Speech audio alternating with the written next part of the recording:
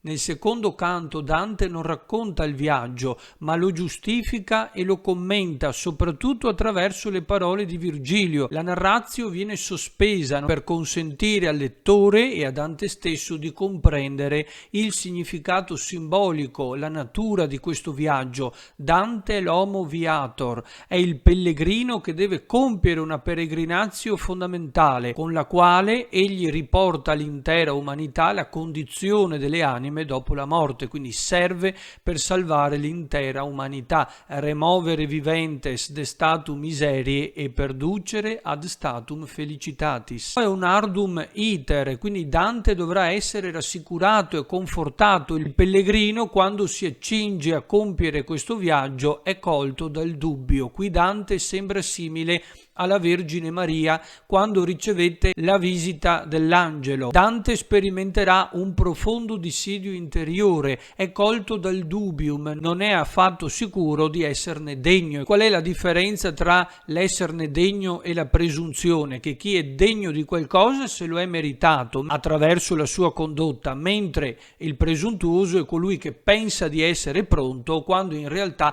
manca di determinate capacità, quindi non è assolutamente in grado di affrontare questo viaggio. Il suo percorso assomiglia un po' al folle volo di Ulisse, non plus ultra, non devi oltrepassare le colonne d'Ercole, forse, dice Dante, sto andando oltre, sto superando i miei stessi limiti, non sono convinto di averne le capacità. Dante invocherà la fortitudo, la forza, le qualità necessarie per poter superare questi ostacoli e chiederà il conforto e il parere di Virgilio. Ecco la guida, lui è un ambasciatore, colui che viene a portare un messaggio da parte di Beatrice, soprattutto lo deve confortare, quindi non è una semplice guida, lo deve rassicurare proprio per ritrovare quella diritta via, quindi quella giusta strada per arrivare alla meta della peregrinazio, la contemplazione di Dio. Come ben sappiamo, in Dante nulla è casuale. Il poeta ricalca il Salmo 22 al versetto 4: e si ambulavero in medio umbre mortis non timebo mala, quoniam tu mecum esse. E se anche dovessi camminare nella valle oscura non temerò alcun male,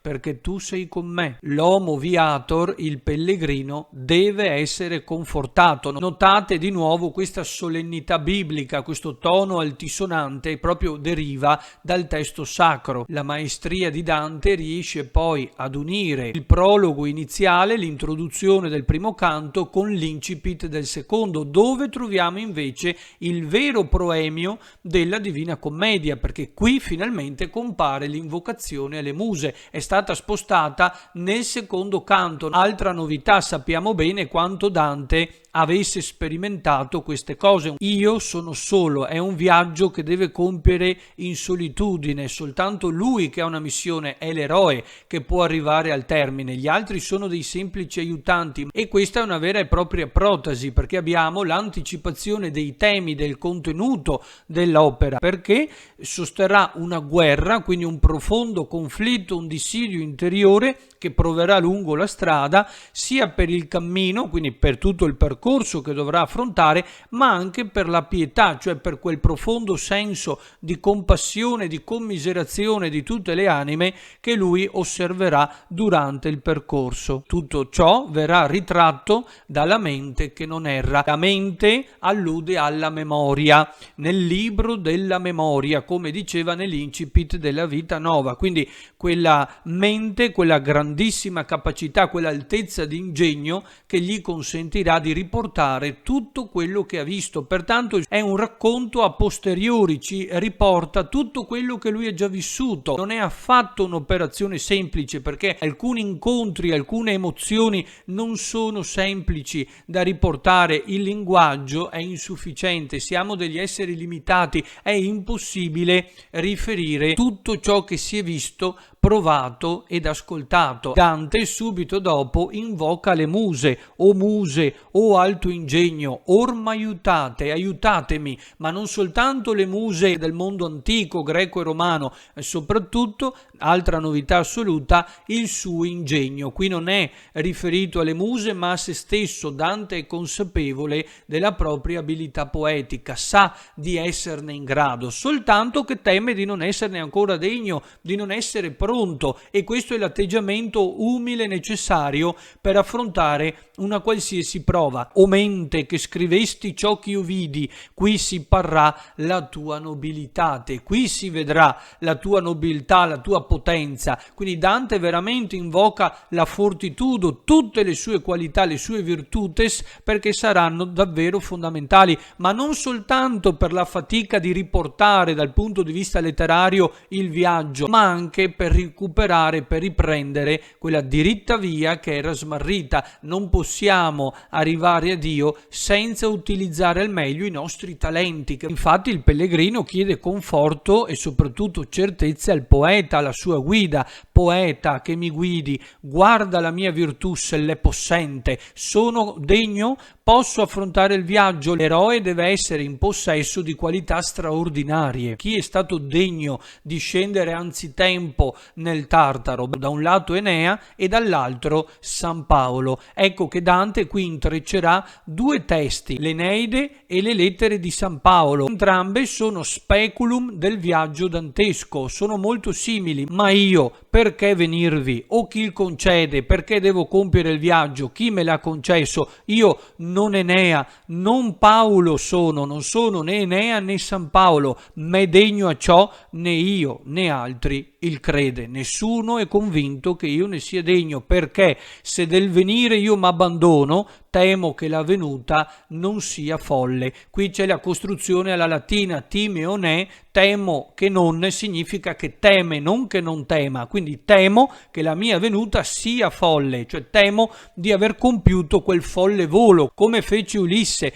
Qui sto andando oltre misura, al di là delle mie capacità, non mi è permesso, non è possibile. Ecco il dissidio interiore che coglie l'homo viator, ad un certo punto si blocca, non può iniziare il cammino, il dubium si insinua dentro di lui e lo blocca, ma noi sappiamo bene che indugiare non è permesso, è pericoloso perché si rischia di ripiombare nella selva oscura. Dante ha già sperimentato questo, è un novello Adamo, è colui che è stato cacciato dal paradiso terrestre, dall'Eden, perché ha smarrito la diritta via, ma bisogna non solo recuperarla, ma bisogna mantenersi in carreggiata adesso. Entrambi sperimentarono la catabasi per un giusto e nobile motivo. Da Enea doveva discendere poi la gloriosa stirpe romana, dalla sua semenza sarebbero derivati i grandi imperatori, dunque il potere temporale che avrebbe assicurato la pace e la giustizia nel mondo, e inoltre la cattedra di San Pietro, quel potere spirituale per la salvezza delle anime.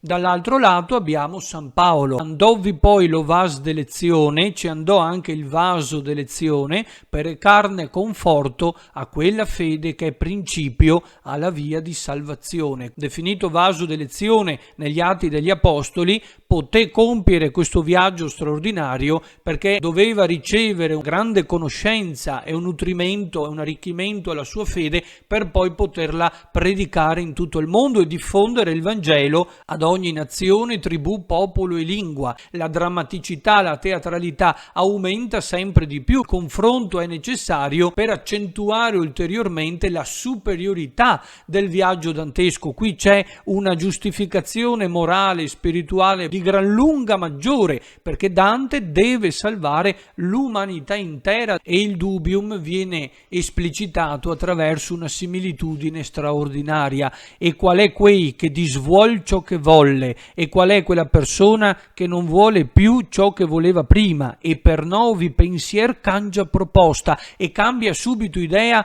attraverso tutta la folla dei pensieri, sì che dal cominciar tutto si tolle, così che cambia subito idea e smette di iniziare ciò che voleva intraprendere, come sta facendo appunto Dante. Tal mi feci io, così mi feci io in quella oscura costa. Notiamo ancora i termini che si riferiscono all'inferno, una costa, un confine oscuro. Stiamo per entrare nell'antinferno, perché pensando, quindi a forza di pensare, consumai la impresa che fu nel cominciar cotanto tosta. Quindi subito si blocca, pensa così tanto, ripensa e ripensa, che a un certo punto si blocca, non si muove più, sembra quasi sospeso in questa condizione tra il desiderio di voler proseguire e il terrore di non esserne degno. Quindi abbiamo davvero un dissidio interiore potentissimo e soltanto la ragione può far ordine in questa turba di pensieri. Se ho ben la parola tua intesa, se ho capito bene,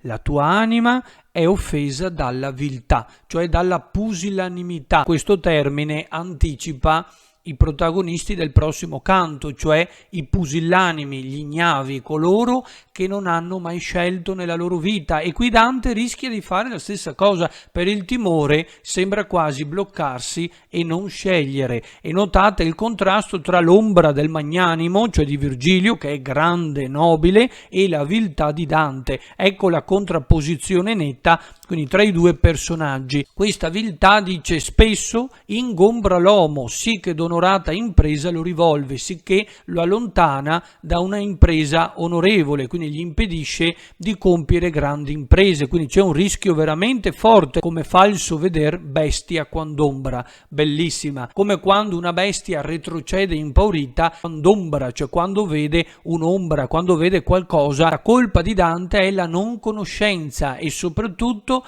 la mancanza di fiducia nelle proprie capacità. Quante volte anche noi siamo terrorizzati, pur essendo ben preparati, pur avendo studiato, davanti ad una commissione d'esame, davanti a una prova, perché non siamo sufficientemente sicuri di noi stessi, delle nostre capacità. Quanto è attuale la Divina Commedia! Ma per consentire la ripresa del viaggio e il recupero di questa fortitudo, ecco che Virgilio spiegherà brevemente a Dante il motivo della sua venuta e il significato profondo morale del viaggio. E qui Dante deve riprodurre l'ultrasensibile attraverso il sensibile, perché ora inizierà a raccontare un episodio però vissuto da un altro personaggio, cioè da Virgilio. Quindi qui abbiamo un racconto nel racconto, una testimonianza indiretta. Qui non stiamo parlando di un sogno, non siamo in una dimensione onirica, quindi fantastica, ma sta riportando un incontro realmente accaduto. Ci siamo nell'aldilà, tuttavia è un incontro reale. Quindi qui Dante comunque preserva quel realismo, quella chiarezza tipica della logica delle immagini. Deve rendere anche concetti molto complessi, però in maniera chiara e semplice, affinché tutti i lettori potessero capire. Pur aderendo a questi poemi allegorici, didascalici, non manca mai però di inserire dentro anche questo grande realismo che ci permette di apprezzare e di ammirare e di amare la Divina Commedia. E qui Virgilio anticipa il luogo in cui lui si trova. Notiamo subito la collocazione topografica della guida di Dante. Io era tra coloro che sono sospesi, ero tra coloro che sono sospesi, che vivono in questa condizione di stand-by. Sono sospesi tra il desiderio potentissimo, ardente di vedere Dio, di contemplare il Creatore, e la consapevolezza di non poter mai soddisfare e appagare questo desiderio. E notiamo anche la maestria di Dante nel seminare qua e là le informazioni. Non ci dice tutto subito, però ci anticipa alcune cose. Poi questo concetto verrà ripreso e approfondito nel primo cerchio, quindi nel quarto canto. E donna mi chiamò beata e bella, beata, quindi colei che viveva nel paradiso, e bellissima, talché di comandare io la richiesi, ed era così bella, così ammirevole, che io subito ero pronto a obbedire a tutti i suoi ordini. Lucevan gli occhi suoi più che la stella, notate la luce, in contrapposizione alle tenebre dell'inferno. Virgilio non cita questo dettaglio a caso, proprio perché nell'inferno, dove c'è un'oscurità totale, la prima cosa che nota il dannato è proprio questa, cioè la luce, l'elemento che nell'inferno manca completamente, perché è assenza di Dio. E cominciommi a dir soave e piana, quindi in maniera soave, dolce, chiara, con angelica voce in sua favella. Beatrice è la donna angelo. Eccolo qui, il topos classico del dolce stil novo, la donna che però in Dante non è più semplice creatura, ma diventa speculum Dei, è semplicemente quell'intermediario tra Dio e l'uomo, la via attraverso la quale Dante può raggiungere il creatore, il sommo bene. E vedremo poi nella seconda parte che cosa ha spinto Beatrice e per quale ragione si sia rivolta proprio a Virgilio.